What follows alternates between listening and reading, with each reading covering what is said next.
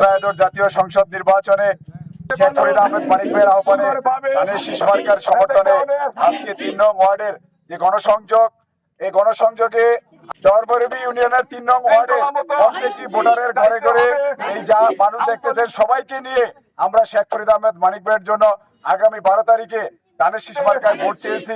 ইনশাআল্লাহ প্রত্যেকটা মহিলাই আমাদেরকে আশ্বাস দিয়েছেন আগামী 12 তারিখে ধানের শীষ মার্কায় ভোট দিয়ে শেখ ফরিদ আহমেদ মানিক ভাইকে জয়যুক্ত করে বিজয়ের মালা গলায় পরিয়ে আমরা ঘরে ফিরবো। এটাই আমাদের প্রতিজ্ঞা।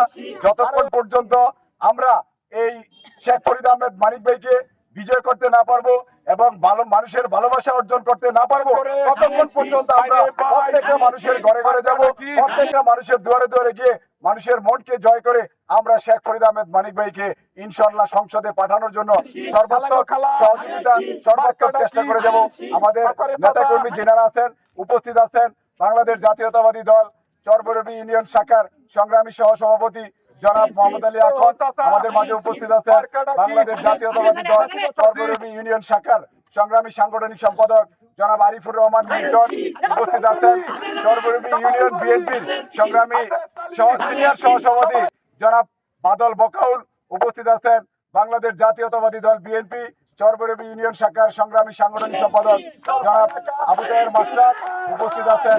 বাংলাদেশ জাতীয়তাবাদী দল ৬ নং চরবরবি ইউনিয়ন শাখার ৩ নং ওয়ার্ড বিএনপির সংগ্রামী সভাপতি জনাব জনলাদ্দিন হাওলাদার, সাধারণ সম্পাদক জনাব ইমান হোসেন মাল উপস্থিত আছেন। যুবদলের সংগ্রামী সভাপতি জনাব বুলবুল হোসেন মাল, সাধারণ সম্পাদক জনাব শফিক মাঝি, ৪ নং ওয়ার্ড যুবদলের সাধারণ সম্পাদক জনাব সুমন সহ অনেক নেতৃবৃন্দ উপস্থিত আছেন। কেন্দ্রীয় হাওলাদার আমাদের হেলাল ভাই সহ অনেকেই উপস্থিত আছেন। সবাইকে বাংলাদেশ জাতীয়তাবাদী যুবদল ৬ নং চরবরবি ইউনিয়ন শাখার পক্ষ থেকে রক্তিম শুভেচ্ছা অভিনন্দন। আসসালামু আলাইকুম।